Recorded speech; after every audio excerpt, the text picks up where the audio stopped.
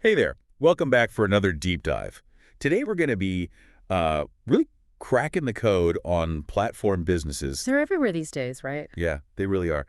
But what makes them so different? And why are they so successful in, like, the 21st century? Well, today's deep dive is going to be all about that, and we're going to be drawing insights from the book Modern Monopolies. Like, it's your cheat sheet for navigating this platform revolution. Exactly. So, like, think about it, right? In the 20th century, it was all about these big industrial giants. Yeah, like these vertically integrated companies, these huge behemoths. Like Ford, right. Yeah. They were all about the assembly line, mass production. But now we're talking about companies like Google, Amazon. How did we get here? Well, technology played a huge role, obviously. But it's not just about having the newest gadgets. It's about how technology fundamentally changes the game, right? Okay, so it's not just about efficiency. No, not just efficiency. Take transaction costs, for example. The internet, smartphones, they've drastically reduced the cost of communication, accessing information, even processing payments. It's crazy. So true. I remember the days of dial-up. And this created the perfect environment for platforms to thrive, connecting buyers and sellers directly. They cut out the middleman. Right, so it's about decentralization. Mm. These platforms aren't trying to control everything themselves. They're building an ecosystem. Exactly. But what makes them so powerful? What gives them this edge over traditional businesses? It all comes down to network effects. Network effect. Okay, now it's getting really interesting. This is what makes platforms so powerful. Think about a platform like Airbnb, right? Right. Every new host makes the platform more attractive to guests. And every new guest makes it more attractive to hosts. So it's like a self-reinforcing loop? Exactly. Each new user makes the network more valuable, not just for themselves, but for everyone. Traditional businesses, they usually see diminishing returns as they grow. But platforms, they can experience exponential growth. Because with each new participant, the network's value increases exponentially. That's a huge advantage, for sure. No wonder platforms have become so dominant. But, I mean, it can't be as easy as just, like, creating a platform and then, boom, users just flock in, right?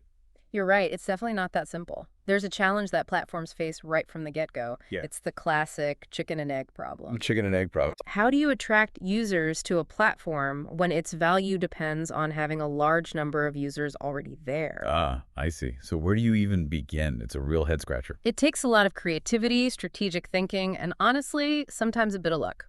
So how do platforms actually solve this? How do you get those network effects going right from the start? Well, the successful platforms, they find really clever ways to get around this hurdle, this chicken and egg problem. Some of them, they kind of piggyback on existing networks. They tap into a user base that's already there. Like Airbnb, right? Didn't they use Craigslist for that? Exactly. They realized people were already looking for, short-term rentals on Craigslist. So they built a tool, right? This tool automatically posted Airbnb listings onto Craigslist, gave them access to way more potential guests. Ah, that's pretty smart. Like, work smarter, not harder, right? Yeah. What other strategies work? Incentives. Offering incentives can be really effective. PayPal is a great example.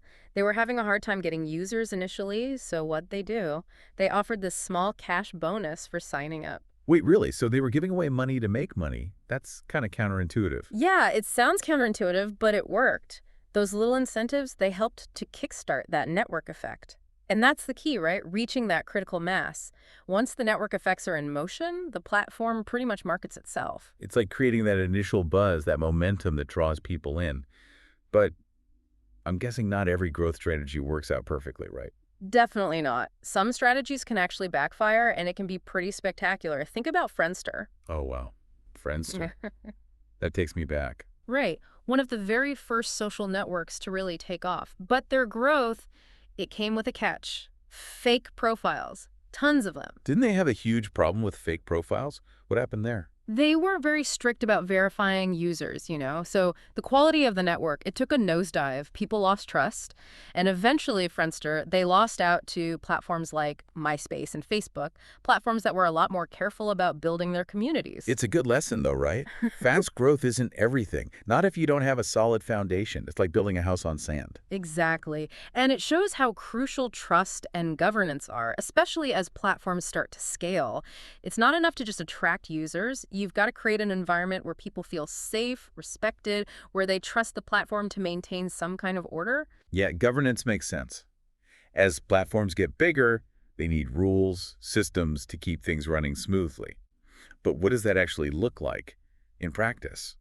It's tricky. It's not like there's one set of rules that works for everyone. Platforms have to be flexible, constantly adapting as they navigate this new world. Can you give me an example? Like, what are some of the challenges that come up, and how are these platforms dealing with them? Can you give me an example? Like, what are some of the challenges that come up, and how are these platforms dealing with them?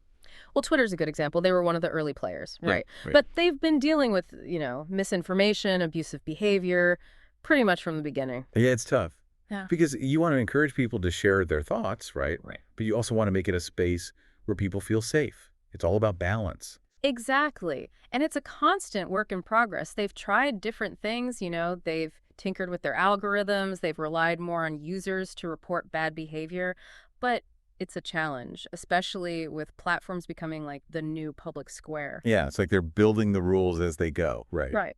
What other examples are there? Uber's interesting. They've had to deal with safety issues, obviously, both for riders and drivers.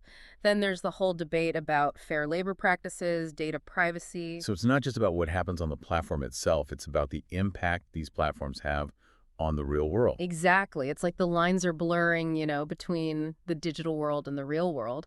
And that brings up a whole bunch of new questions. For Uber, it's meant things like background checks, implementing rating systems, even building safety features right into the app. Wow.